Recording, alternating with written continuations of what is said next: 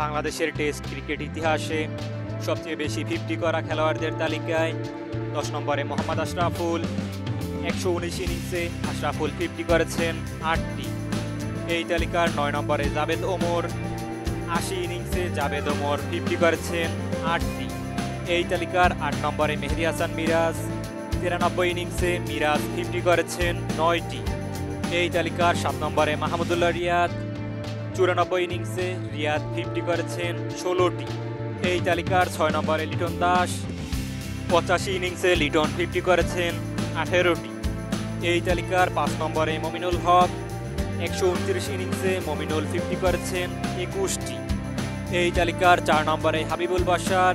99 ইনিংসে হাবিবুল বাশার 50 করেছেন 24টি। এই তালিকার 3 নম্বরে মুশফিকুর রহিম। 174 ইনিংসে মুশফিক 50 করেছেন 27টি। এই তালিকার 2 নম্বরে তামিম ইকবাল। 134 ইনিংসে তামিম 50 করেছেন 31টি। এই তালিকা অর্থাৎ বাংলাদেশের টেস্ট ক্রিকেট ইতিহাসে সবচেয়ে বেশি 50 করা খেলোয়াড়দের তালিকায় শীর্ষে সাকিব আল হাসান। 130 ইনিংসে সাকিব 50 করেছেন তামিমের সমান 31টি। তবে তামিম ইকবালের চেয়ে 4 ইনিংস কম খেলেছেন সাকিব।